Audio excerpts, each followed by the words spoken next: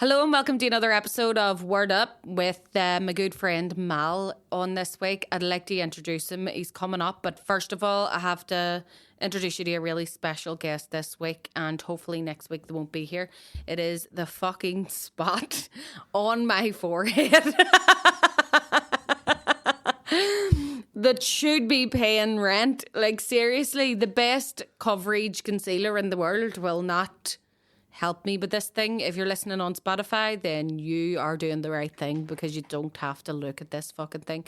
But anyways, I really hope you enjoy this episode. Please like, follow, subscribe, and tell all your wee mates and tell your granny I was asking about her. Thank you. Hello and welcome to another episode of Word Up. I just completely dove into this and didn't even give Mal a second to realise that we were starting, but hey. I'd like to introduce my guest this week, my lovely friend Mael McGinley, also known as Malcontent. Do you still go by Malcontent? I don't know. I perform music now I go by many names, Bronagh. Well, they say a beloved child has many names. Correct. Yeah, that's and it. a hated one has only one. Although I don't think that's true. I think if you hate someone, hated one has none. You have a lot of names for Till them. I was 12, I thought my name was Fuck Up. All of them are bad.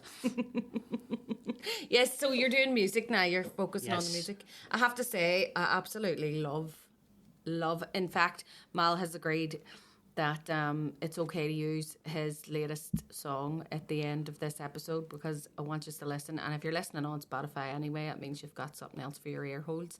But I love the music. It's really, really catchy. But not only that, I mean, you said, I'm not doing comedy now, I'm focusing on music. And that's great, but there's a satire to it, isn't there? Well, yes. I'm more passionate about music, basically. The comedy, I like doing it, and I'm good at it as well. But he is very good. I'm not passionate about pursuing it, whereas the music, I've always been into music. And the thing about it is, with hip-hop as a genre, it's punchline based, so you can have a serious message, but you can have funny elements to it, because I've had to explain to a couple of people because of a comedy background that they're going, well, we'll do a gig and we'll get comedians now, and I'm going, it's not really what I'm about. And it's not fair on comedians either. I'm sure you've done a gig at a music thing and it's that the crowd aren't there for... It depends. It's a tailored audience, isn't it? It depends on what they're there for. I mean, I can definitely see... There was a few times whenever I was listening to it, and you used a few words like that rhymed with a certain word, and then you followed it up with, I feel like a useless person as I was coming in, but it's just a jam, I'll have you know. Like, I was listening to it in the car, sent you a message saying I'm listening to it in the school run, pulled up outside the kids' school, and I had the window down, and they were actually, normally whenever I go, like, you have to wait for them to get out, but this particular day, it was running a wee bit late, probably because I was too busy footering with the Spotify and putting on the song. But I pulled up to the gate, and the teacher and the teaching assistant were standing there, and it was, join every single paramilitaries, drug dealing, fuck. And it was just like, yes, kids, there you go, there's your mantra for the day. Well, whereabouts is this school? That might not be out of the ordinary. Yeah. Yeah, well, no, it's a great wee school, I have to say, so they don't throw my children out, but it is a brilliant wee school. But I'm sure that as they grow up in West Belfast, they'll not. I just thought, it's funny, but it's also. Well, that's the thing. Scary. You can do talk about punchlines. A punchline, you associate a punchline with comedy, obviously, but it's a setup and a payoff, so it can be. Punchline. I can't really think of any examples of a non. I mean, Christ had punchlines, right? Jesus. So, That's just what Jesus said, sir. Go, so what was Christ's I'm comparing punchline? myself to Christ already here, Go. but he had some that were funny, like the camel and the needle thing. But That's right. he'll have come off with stuff like what It is easier for... What's the one you see on the buses and all? It's what does it benefit a man if he gains everything but loses his immortal soul? Oh, right. So that's deep. That's the punchline there. Yeah. It's sort of, he set it up. I wish I could think of a better Jesus, example. I can just imagine Jesus standing at the bottom, at the foot of a tree. Jesus sat down in the shade of a tree and said, "Everybody hear us one." Yeah, well, apparently he was a swinging guy. By all Yeah, accounts. well, he was sound. Do you know what I mean? He hung out with the best kind of people. And just the prank he reprobates. played where he pretended to be dead. And then went, I'm only joking. Yeah, put your hand in there, Thomas. Oh, God. And do you know what's like something my granddad would have done, you know, whenever the lad on to take their thumb off and all. Oh, yeah. Traumatise you as a child. I thought you were going to say when that stigmata was all the rage. He was into Padre Pio and all. We dose of this. I wonder, is anybody getting DLA for stigmata around here? I bet you there is. You're like, that's fucking psoriasis. It's not. It's the stigmata. It's the sign of the Lord. I would put money on someone having attempted to claim for it, whether they got it or not. Padre Pio, God rest him, got stigmata, got DLA. He did, aye. Do you actually think he did? But, I mean, they would have got some... No, he wouldn't. He lived like a... Well, he was a monk. He was he a monk? Padre? I mean, he was a priest. He was a priest. How did he earn a living? Yeah. By doing magic tricks, he could appear in two places at once. Aye. Well, do you know, apparently they can't, because wee bits of them everywhere now, the wee relics. Yeah. Well, they go all around the world. It's funny you say that. That reminds me, you know, when you hear about the, you know, the people used to, like, buy off the Pope with a bit of wood and all, you know, like, if a guy was trying to raise an army and he needed the Pope's support, he would go give him a bit of wood there, tell him it's off the true cross. Oh, Christ right, yeah. And this is a bit convoluted, but it is funny when I get to the end of it. We would go and stay in this wee holiday home with the family down in the west of Ireland every year, and the fella who owns it, right, I'll not give too much away, but he holds all these Guinness records and all. He's quite an amazing guy. And he's my granddad held Guinness records too. For drinking it? Drinking the most Guinness. Sorry, interrupt you. It's okay. It's your podcast, Bronagh. But he's all this memorabilia and all about the house, and he has one from when he went to... He went over to somewhere in the American, you know, the Great Plains, Dakota or wherever, and he's met with the Lakota Sioux tribe, and they've given him this big, massive, fuck off eagle feather in a frame, and it says in the bottom, it's like the Lakota Sioux present Eamon with this feather. It was worn by Crazy Horse in the Battle of the Little Bighorn and was presented to him by Chief Sitting Bull before the battle. And I was reading this and I was like, was it though? They went there in the corner and went... just picture, the chief going, they're like, that big Irish guy's out there. Give him one of them. Give him one of them feathers. Big pile of feathers. You tell them to remember the Alamo, do you know what I mean? Oh my God, that's brilliant. Yeah, some kids walked in. I imagine maybe that's the way, you know, the way kids come in and go, Mummy, isn't that a lovely stone? Yeah. You know? Some kids walked in and went, look at this feather, isn't that a cracker? I'll do, keep that there for whenever the lad comes from Cork. Do you know what I mean? He'll love that. They eat that shit up. I love it. But here, do you want to hear the word of the week? I do, yes. Right. The word of the week is... Contumelious. Contumelious. Contumelious. I know someone went to St. Contumelius's. Are you waking me up? No, I think I've made a mistake. But it actually does sound like it would be a saint. I loved it because whenever I read it, I went, and I went, oh, can you imagine going, you useless, contumelious bastard? Yeah. You know, like, it'd be a good way. I was actually thinking we should tell everyone that the word cunt comes from this, right. And therefore it's not really a bad word. It's the kind of thing I would try and pull over the parents' eyes. It's funny that you know, my girlfriend grew up in England, and you know, even though she's Irish, you know, born and but I never noticed until, you know, she used to say to me, like, you know, and I says that it's the same way it's used in Scotland. It just means a person. Mm-hmm. You're like, it can be used as a term of endearment. You talk about it as you're like, I was the only cunt. Yeah. Doing it, or, you know, to describe yourself. They'd be shocked at it. It's a strong oath in certain parts. You know, it's not something you would just casually drop. It's more like, would your partner be not of our ilk, like perhaps a little bit more moneyed, like middle class? No, definitely not. Definitely not, because usually it's seen as more of a lower class thing, you know, to use it as freely. It's not so much her, it's the fact that she's to point it out to me because she's got Irish mother and all, you know, growing up, but it's just the people that she would be friends with. Yeah. She worries about, you know. Oh, yeah, because I never noticed. Don't be letting me down now, Mael. Yeah. It's nothing like that. It's just, you know, people would be like, oh, and then he dropped the C, like even calling it the C bomb and all, because it's in America as well, you know, they use it in it's like this misogynistic thing and all, and even to use it to mean like a woman's fanny. I've never. It's like I just wouldn't even. Yeah. So I think in one of the Train Spotting, the Irvine Welsh books, it's the Blade artist Francis Begbie. The guy says it and he goes, "I hear the way fucking some American cunts call lassies cunts, like fucking offensive." I haven't read Train Spotting in years. Actually, I must give it a read again because I was looking at another Irvine Welsh one there. I think I remember years ago reading Train Spotting, and then there was Porno after that, and then there was another one, but I didn't read that. Prequel one is called Skag Boys. He also did Glue, which is set in the same. Some of the characters in it, but it's a bit different group. I read them all. I like that sort of, you know, style of writing that he has, where it is very dialogic and very, you know, it's written verbatim almost. You know, the way in which it's pronounced. It's really good. I enjoy that style of writing. I just remember like reading it and thinking, this is amazing. Well, if you've seen the film as well, it's one of those ones where, you know, if you've seen the film, it makes the book better and vice versa. Because when you're reading it, you can hear the voice in your head. Yes. And some of the chapters, obviously Begbie and Spud's chapters, you have to read them a few times. What's he on about? It took me ages to cotton on the Ken.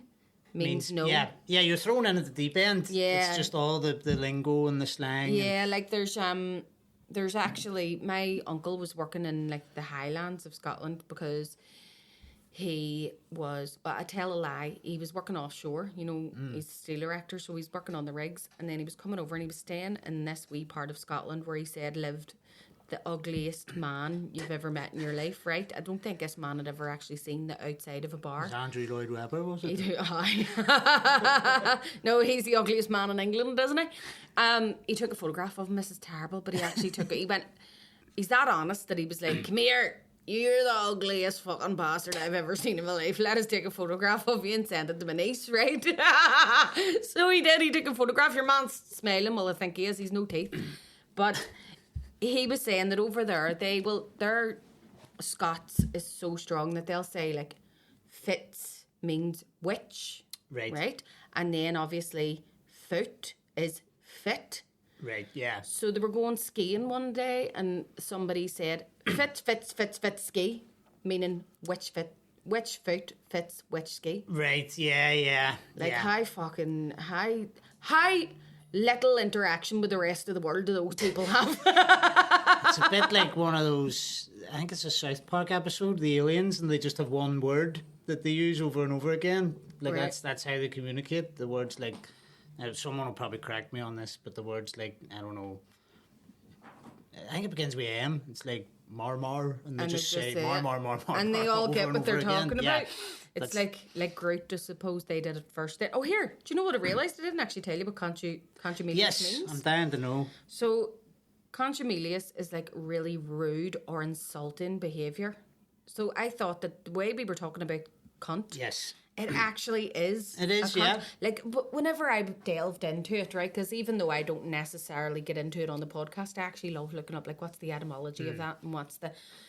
But it was like, it actually is, it just, the more I read, the more it was like the most insulting person that you... Yeah. Like, a vile... What is it? Contumelious.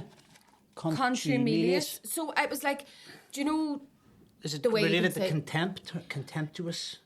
The first half is like the prefix of it, but the tum is actually rooted in, you know, the way you can get tumescent? Yes. Which is, you know, engorged to when I was a younger man, you got tumescent in your pants all the time. But so I thought it must be somebody that like blows things up, you know, like that gets inflated about things, overinflated. But I was looking for synonyms, what do you say? So there was malicious, rude, abusive, sarcastic, insulting, and insolent. Now, it's obviously most of the words that I end up putting on this have went down in use since like the 1800s. I don't know why. It's always like sort of antiquated things.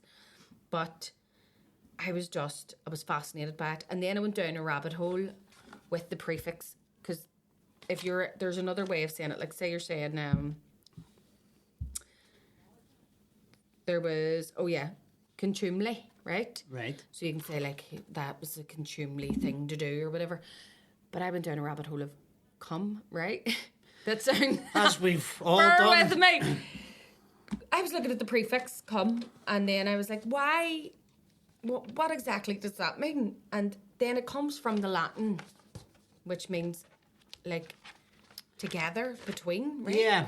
So, cum is, like, with together, and it comes from the Latin cum, which is actually spelled C-U-M. Cum louder, that's what they say. Yeah. So I was like, so were we actually speaking Latin when we say, I'm gonna... Probably. Yeah, do you reckon? Yeah. I know that was really 6 degrees of separation there, but I felt the need because it was like, look no, what I just wrote. I'm genuinely, but we did, we had to do Latin at school. Did you actually? Yeah. What school did you go to?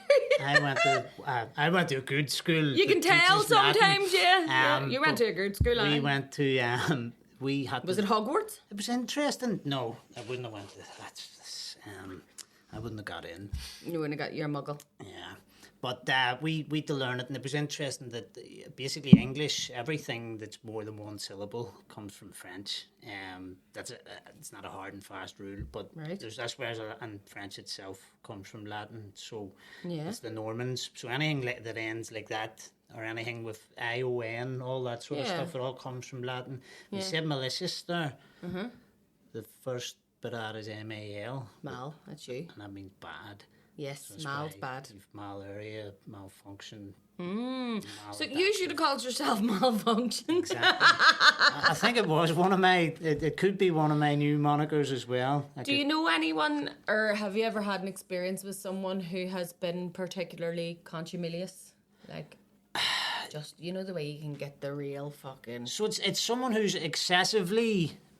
Yeah. What was it? So, like, somebody who's, like, rude and insulting, you know, like, rude and insulting behaviour. You know the way you get people? I often find in society that whenever you get those people, I have this wee thing where I'm like, I'm going to make you like me. Do you know, I'm going to see what you're really like underneath all that. Because I find the people who are like that are usually just people who are either really socially anxious or don't have good social skills, but they're not actually a horrible person. Like, have you ever met somebody that's come off as really horrible, and then underneath it all, you're like, they're actually really lovely. They're just a wanker to everybody because they're terrified. Yes, a friend of mine Go. that I used to play in a band with. We used to practice in here, actually, and I only knew him through other people. And one night, there was like a party in his house before he played in the band with me. And it was just me and him left awake, and we were talking, you know, as you do. Do you believe in Jesus? Yeah, we talked about everything, and he actually said it himself. He was talking away, and he was like, I mean, everyone thinks I'm a wanker, but and I was. Yes, I thought that too. I really thought you were a wanker too until this very moment. But it was based on nothing. I'd never interacted with him. It was just the way he sort of carried himself. Yeah. A bit aloof. But then you get people... Sorry, but... No, go ahead. You get people who say, you know, he's a dickhead until you get to know him. But then you go, no, what you really mean is he's an asshole, but you get used to it. Do you know what I mean? Like, there's some people that you just go, like, I have had friends where I go, why do we still hang about with you? Yeah. You know, you're an asshole. Yeah. But he's your asshole. My asshole. You know, you go, they're a different flavour. There are, you know, you just kind of... But he's a mate, like.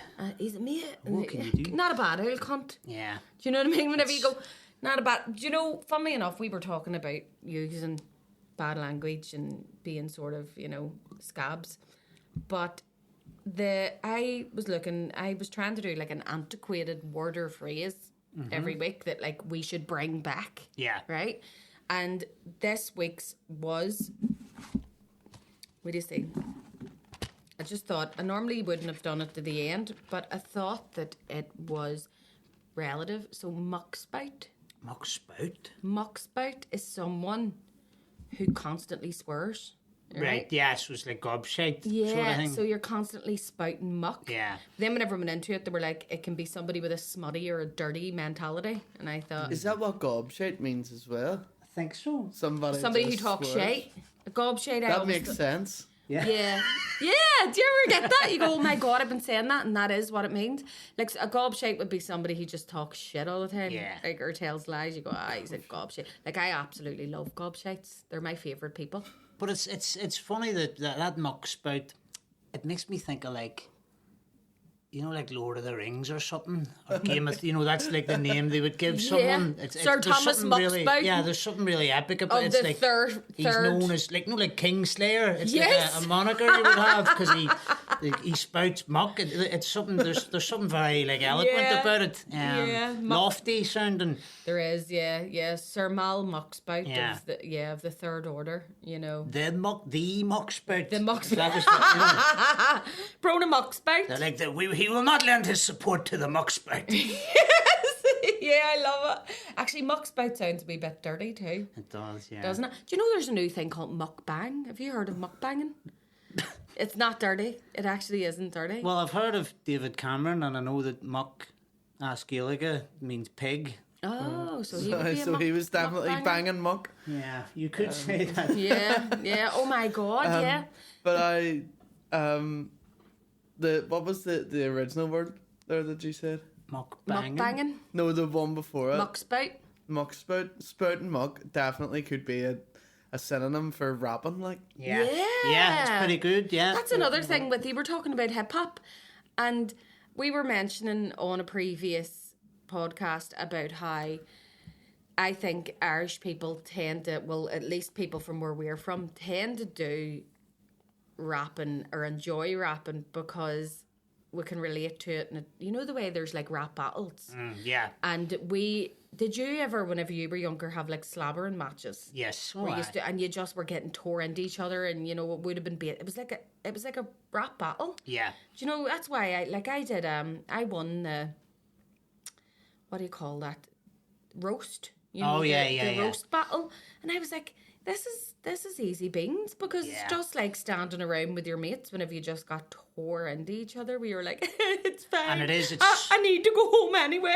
The rules of it are, you know, you have to. It's not just about being able to dish it out. It's about being able to. If you take it thick, then you've lost. Yeah. You know, even if you were wittier, if you can't take it. If back, you can't take it, I have a friend like that who can dish it. Is fucking brilliant at dishing it.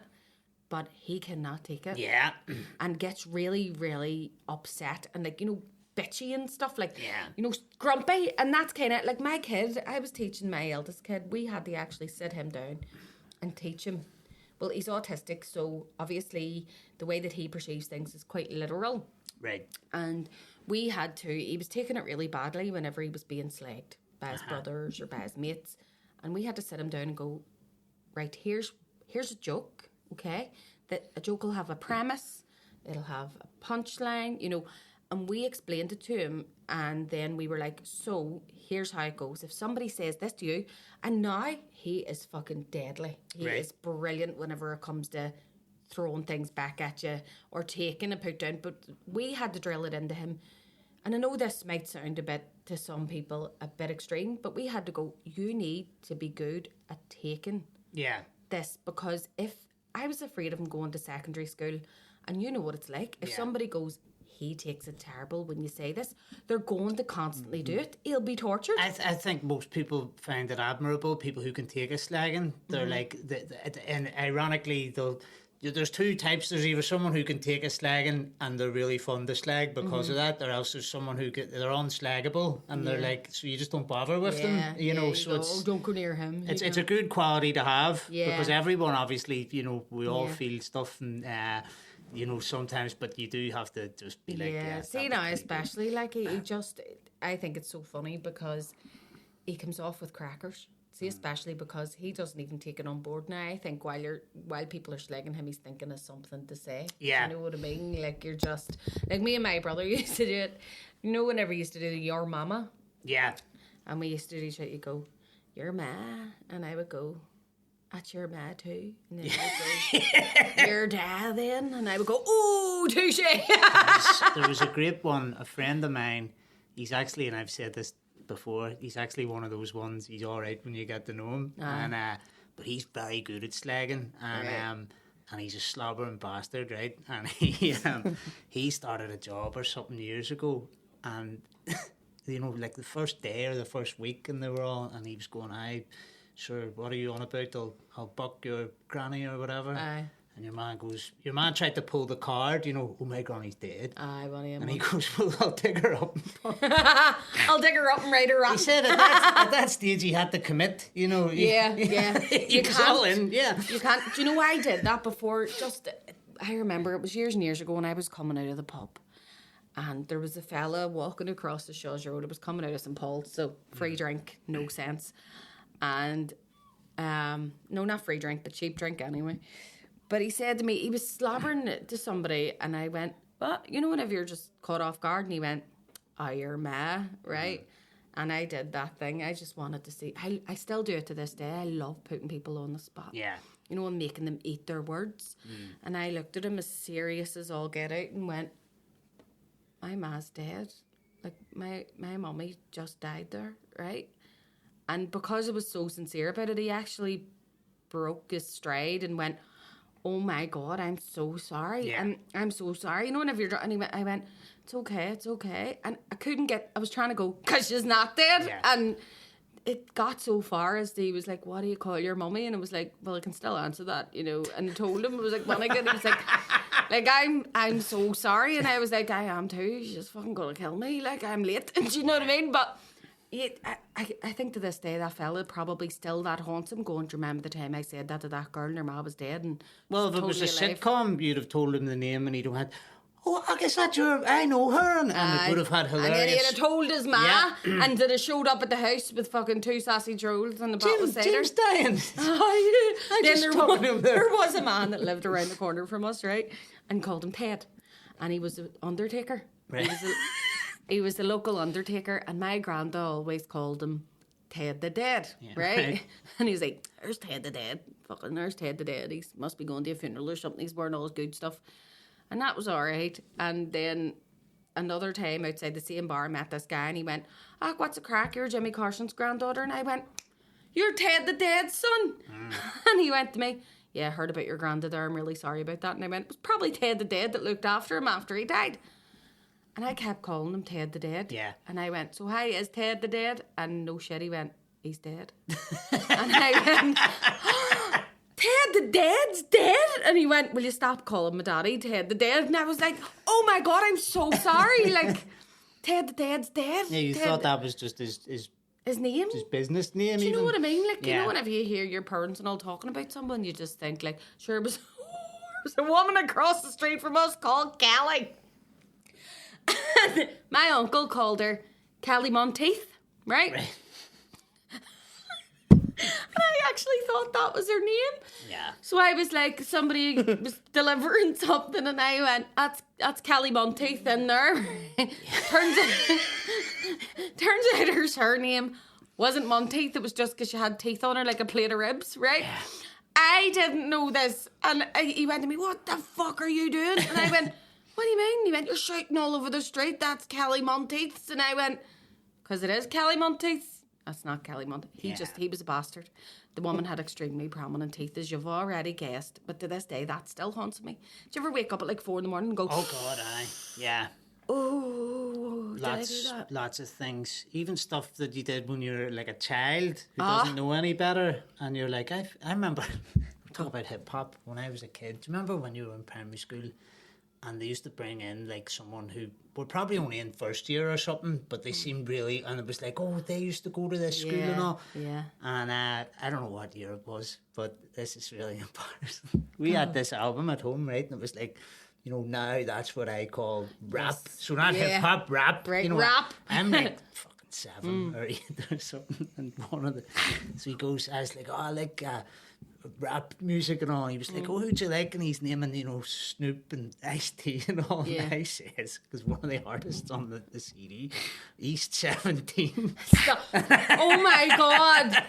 Do you want to know something too? I think I had that same CD. Yeah. And E17 was the first or second track. It was. I can't remember what the track the very was. first time. House of Love. Did Was they have a it tune something called like that? I used to love getting the Now albums because you used to be able to listen to them back to back. Yeah. Did you say you like these 17? I did, yeah. Did And you I can't still wake remember up? what his reaction was, but it's like, because obviously it wasn't a big deal at the time. But he must have been a bit older if he was naming artists like that, you know. Yeah. But it was, and Jesus, every time, it's not even his, it's me. I'm like, I thought they were, because, you know, looking back now, I mean, he should have been embarrassed. He's 17. Were pioneers of the hip hop genre. Yeah, totally. You know. When everybody thinks of like Tupac Shakur, you can't help but think of E17. That guy didn't run himself over with his own car, you know. Yeah, totally. Like Brian Harvey. Yeah.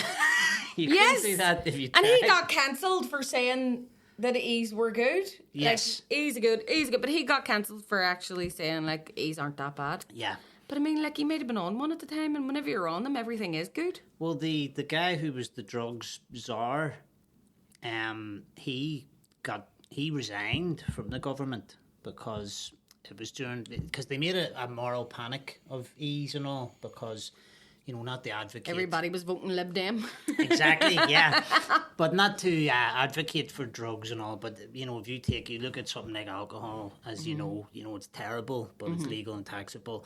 And it's generally a result of mixing your E with alcohol and other drugs or overheating on the dance floor. And statistically, your chances of dying from taking an E, which I can attest to, are very small, because I know a guy who's taken quite a lot of them. Eating many a Barney Gumble. But they made it, exactly. But they made it into a big moral panic with your wee girl, Leah Betts, and it was on the front page and all. But your man, he was the government's drug policy advisor, so he's a scientist and all. I think he actually has now released like a non-alcoholic spirit. Oh, really? That stimulates your brain and all. Oh, is he the one that does David something or...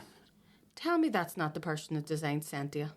I think that's what it's called. Yeah, it's like 70 quid a bottle or something. So I haven't tried it. It has certain botanicals in it that actually promote the production of GABA. Oh, GABA, that's the thing. Yeah, it's like a hormone or something in your brain. It's what you get whenever you're at the... I always try to describe it as, you know, that start of the drinking when you just feel happy before you ruin your life? Yeah. That's what it is.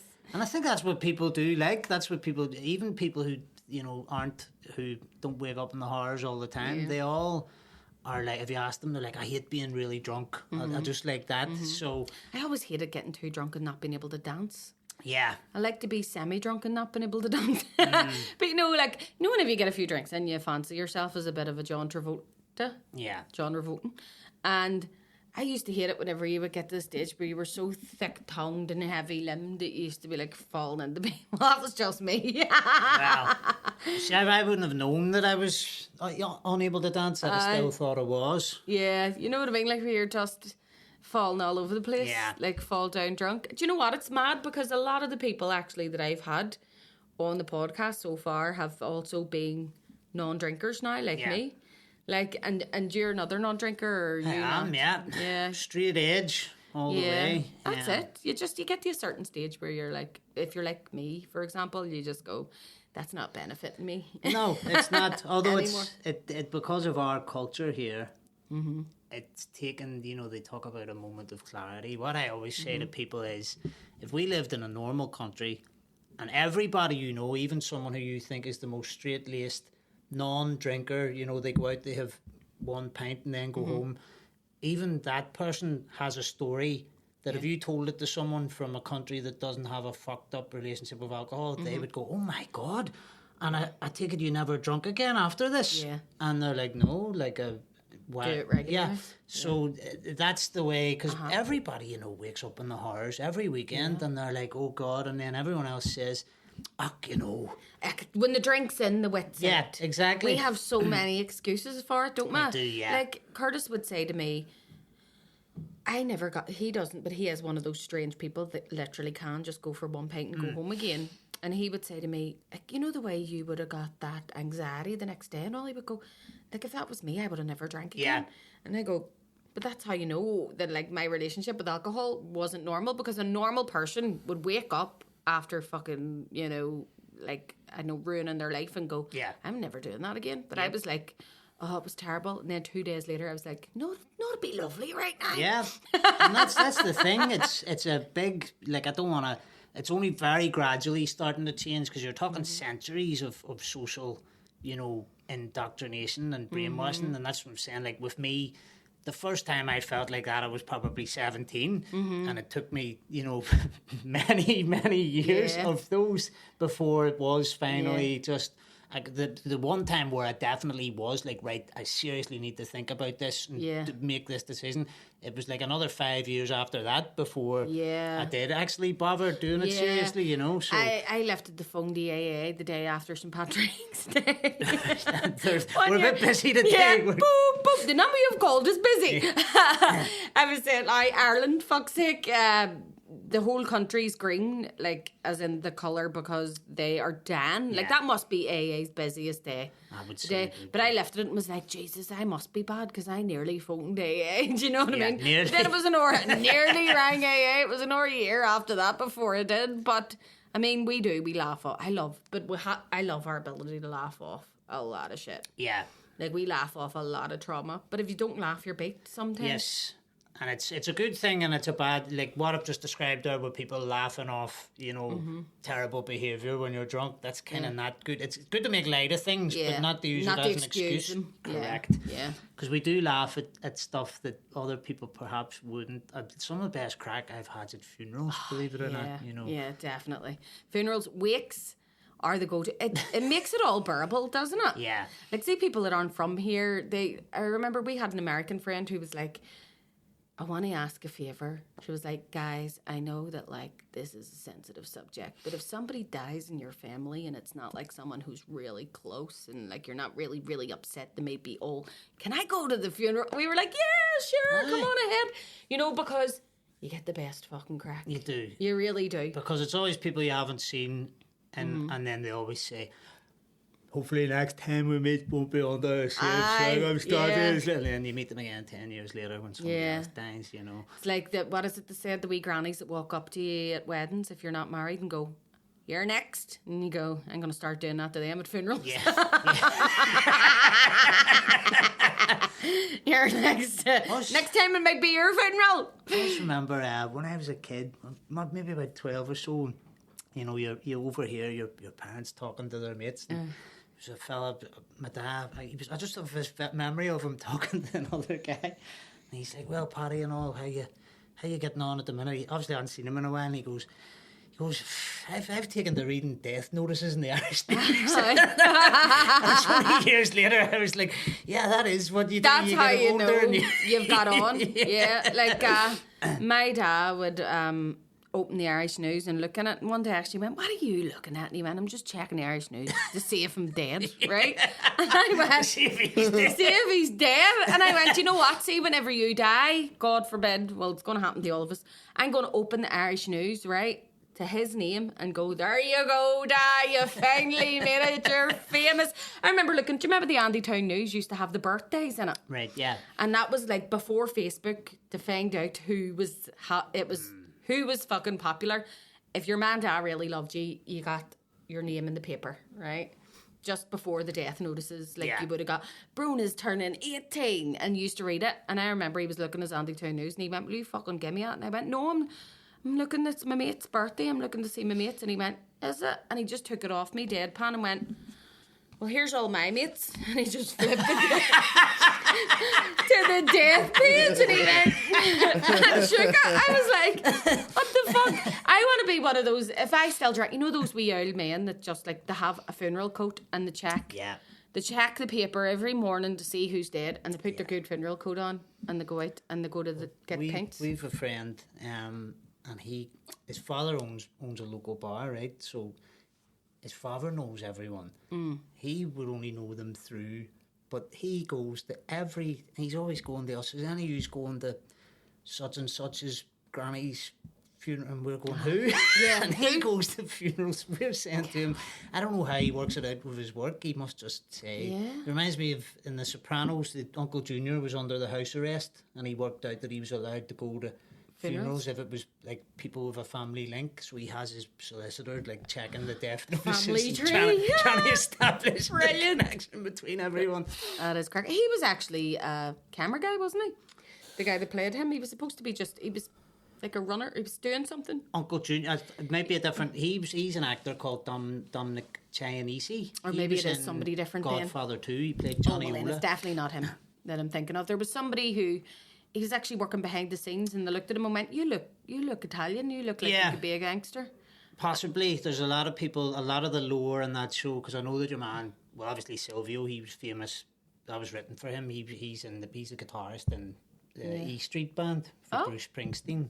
Oh, really? Yeah, that's what you see him on. He's completely different. He's a bandana and all. Oh, he's proper funky. But he was famous in his own right for that. And then there's a couple of parts on it. Yeah, there's a couple of recurring actors played different characters on it. But it was a good show, wasn't it? It was great. It reminds me of sometimes I do think of whenever I'm watching something and it's over, I think of have you ever seen that Forgetting Sarah Marshall? It's a movie where Jason Segel in it and he's trying to forget his girlfriend. And I've never watched the one with Jim Carrey and Kate Winslet either, because I'm never in the friggin' mood to watch it. Oh, Eternal Sunshine of the Spotless Mind. Probably heavy duty. I remember someone telling me he was going through a breakup and someone recommended that film. Oh God, no. And he says, "Get the fuck." I didn't really enjoy that. It's because you're used to seeing Jim Carrey in a certain setting. But that Forgetting Sarah Marshall, the big Hawaiian guy goes to him, "Dude, it's over." And he goes, "It's like The Sopranos, man. Stop holding on. Find a new show." You know? Yeah. Every time I'm watching something, I'm like, I gotta find a new show. You do, yes. You get that post-show. I remember I waited years to watch The Wire. And when I did, it was me and this other fella. It just turned out by coincidence he was watching it as well. Did you like it? Oh, it's the best. Nothing comes. My stepdad keeps recommending it to me. It's the best, Bronagh. It's absolutely superb. Is it really, really good? Yeah. Right, I'll have to give it a watch. Don't bother. No, I'm going to text you now and go, "This is fucking bollocks." Highly recommended. Like The Sopranos is drama, Shakespearean, but The Wire's like gritty real life. It transcends entertainment. It's like it'll change the way you look at the world. It's fucking great. Jesus, that's high praise. When I watched it the first time, doesn't sound like it's for me. This is the thing. You're sort of thrown into the deep end with it a bit, but it's like all those. What appeals to me as well is the guy David Simon who made it. He, the network were telling him, you need to, explain this and all for the average viewer, and he says, "Fuck the average viewer. If you're not intelligent enough to follow this, then you shouldn't be watching this, this show. This isn't for you. Maybe get a book with smaller words." Exactly. But no, when I got to the last episode of it, me and the fella who we were texting each other going, "Are you on the last episode yet?" He was going, "No, I'm saving it," and I was, "Me too," because I didn't want to. You didn't want to rush through it. Didn't want to one at the end, Yeah, I know what you mean. Like that's like the people that watched that Avatar.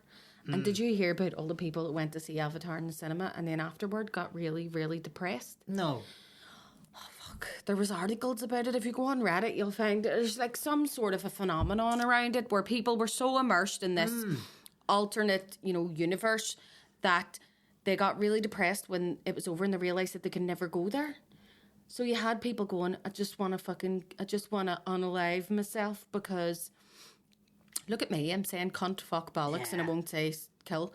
I'm just going to kill myself because I'll never get to go to Pandora and be blue. Do you know what I mean? Feeling blue because you're not blue. There actually is a term for that. It's called being a fucking weirdo. Yeah. But no, there's something similar called, you ever heard of Paris syndrome?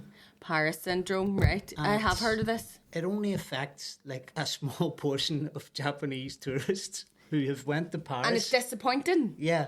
But it's not really a syndrome. It's just a group of Japanese people who went, I went to Paris, I thought it was shite. It's not supposed to be. Isn't that supposed to be more? I didn't know it was only Japanese people that were disappointed by Paris. But like Japanese people are like pure obsessed with Paris. Are they? They like, there's like villages in Japan where they completely like recreate what they imagine Paris to be like. So it's like, new developments. But they've like modelled it after like, a Victorian fucking like European Hamlet.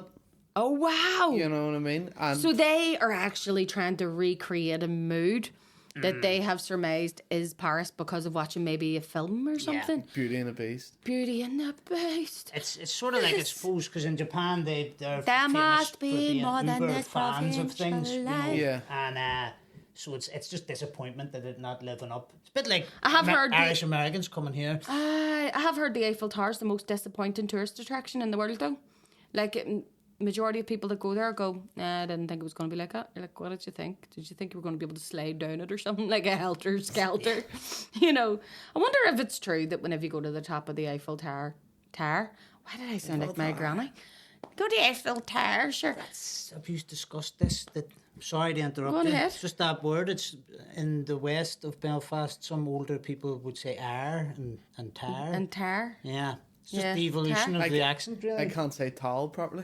Do you say tar? Tar. No, I say tall. Yeah. Tall. Well, I got laughed at Instead of before for towel. saying tall or towel or towel. What was it I said? I said it properly. And ever since then, I've doubted myself. I was staying over in a friend's house when I was a kid and I said, have you got a wee towel? And she went, what? And I went, a wee towel? And she went, ha! And I went, what is it? And she went, calling it a towel for? And I went, what do you call it? And she went, it's a towel. A towel. A towel? A towel. A towel. I used to like on the glider that it was that really smooth guy that, or it was the metro, and he next stop Twin Spire. when he got to Divis Tower, he obviously was reading it off, or I don't know if it was how it was pronounced, but he was like Divis Tower. He didn't say Divis Tower. Yeah, Divis Tower. He was definitely at home shagging your wife. oh, Whoever the fucking engineer brilliant. has been like, no, you can't say tower. Yeah, Yeah. probably. And he's like, how do you say it? And he's wrote it out phonetically Just with for the it. T-A-R. Oh, get away. Divis Divis Tower. Divis Tower. Make sure to tie your trainers extra tight if you're getting off at Divis Tower. But he sounded like a real, like a swashbuckling. You could see him in a pith helmet and all. Up the Falls Road, like these savages. Next up, they're the ones that say like Grosvenor Road. Ever see when you're on like the tube in London, it's all like, change here for Jubilee line. Yeah. It's Yes. like you get the Divis Tower. It's Mind like, the gap. change here for joyriding. Yes. Divis catalogue. Do you need a new pair of Nike rip-off trainers? Get off at Divis Tower. Please note that your possessions cannot be insured beyond this point. Love me laughing at myself now. I know. I love how people really think that like being from Divis must be, you know, oh my Jesus, like it's rough as all arseholes, but it's really just a wee small part of the Falls Road, like. Yeah. And it is rough as all ours. Yes. I'm only joking. But yeah, you get good people there too. There's rough and there's rough. Do you know what I mean? People think it's... People only focus on isolated incidents. Like, you know those things on the glider or when there's a fight and everyone's going, I used to get the glider to work every day, twice. Yeah. Nothing like that. Nothing good ever happened like that. Exactly. Yeah. Although, like I'd fucking love to be on a glider and see somebody full on having a... Because I would film it properly. Yeah, I know. What is it with all these shaky hand men?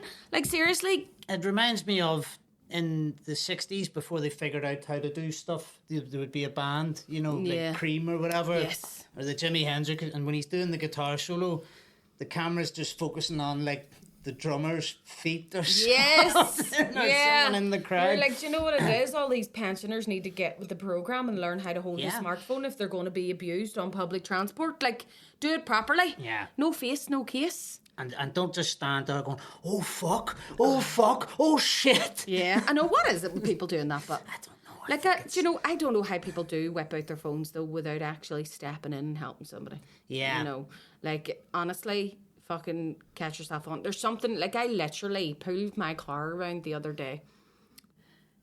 Almost did, you know, a U-turn in the road because I was driving up the Glen Road and there was this wee tiny first year that went to one of the secondary schools, and I could see this kid taking his phone off him. Yeah.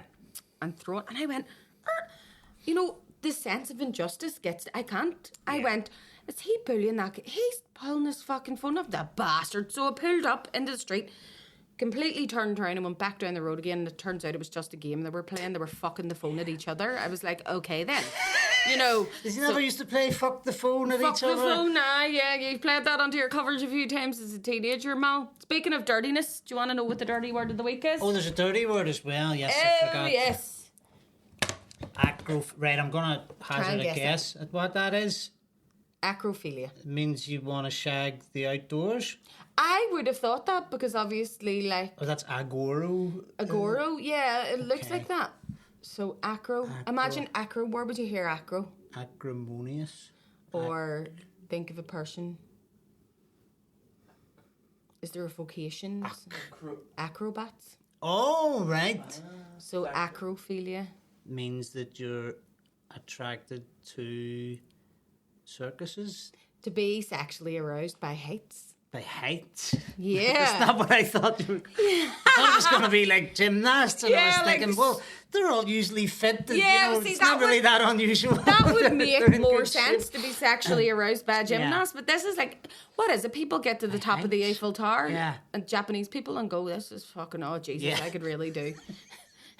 They get Paris syndrome if they don't get the shag at the top of the Eiffel Tower. Well, that's it. You reach those dizzying heights. And is it something to do with maybe a fear of death would actually make you feel aroused? Yeah. You know, that's a wee bit more sinister, yes, actually. but I think that's what you're talking about is just something that people would add a bit of frisson. But with these philias, it genuinely is that abnormal love, like the philia is like an abnormal fondness for. Like they want to shag cars or whatever. It's not like I want to have sex with a person in a car. It's like that was the first dirty word of the week, was the macrophilia, and that was to be sexually aroused by cars. But you know, coming away from that, I was like, well, all sorts of anything with a machine.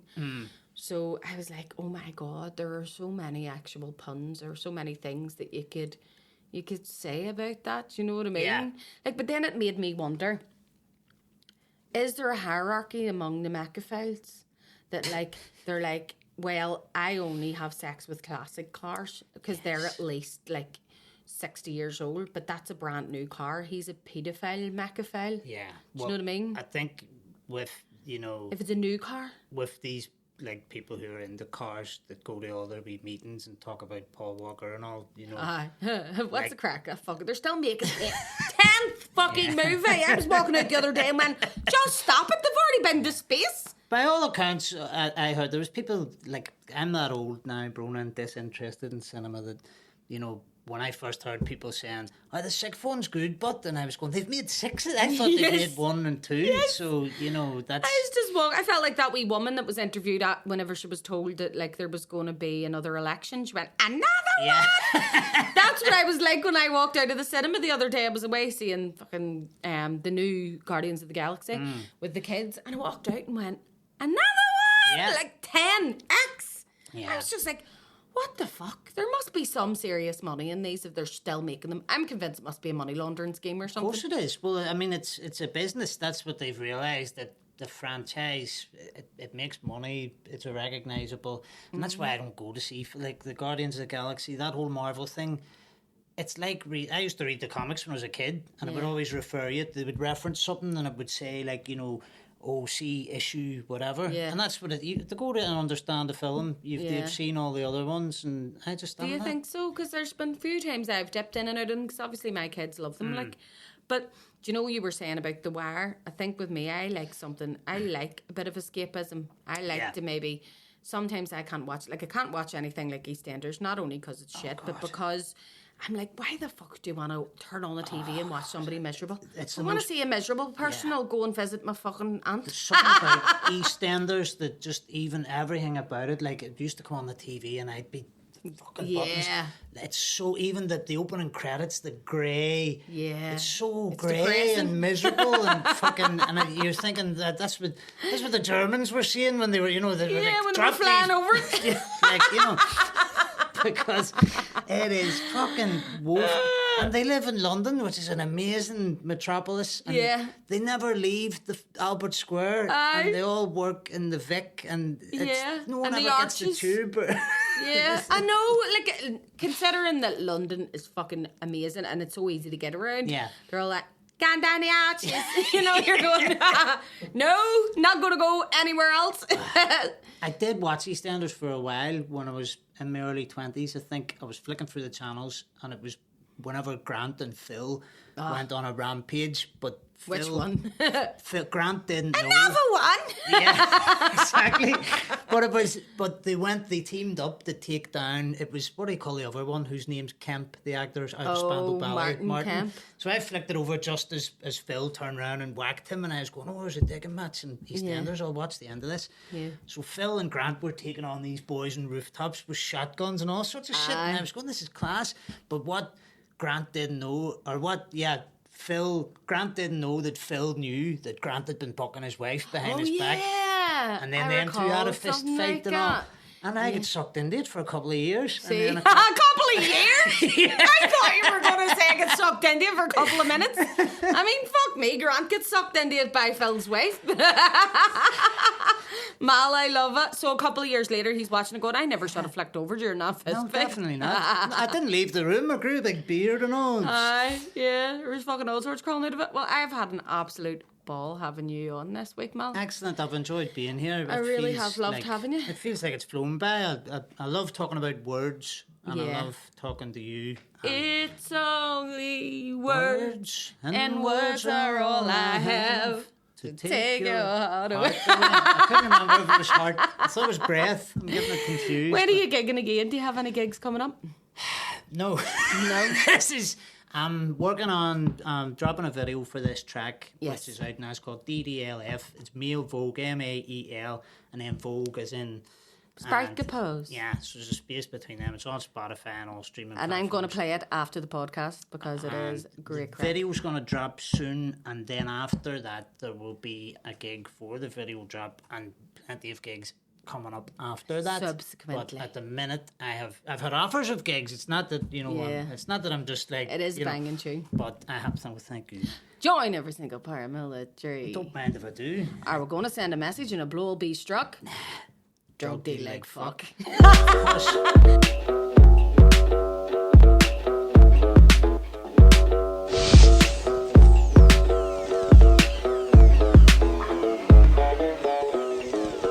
Belfast is unique among cities. Why is that at school? You the boy set the houses on fire? I have no job. There was no jobs about. My mates! My neighborhood! Well... You're caught, you keep your mouth shut and take a bait. YCV, cause I gotta apply for paramilitaries, cause a lotta opportunities not coming my way. So I filled an application for the UDA. And I'm telling you, I'm a shoe-in. All my mates are, what the fuck you doing? I rock up to the interview, missed them again, Lee. Get out as a state, or we're gonna kill you. Last week, I got the shacks from Nando's.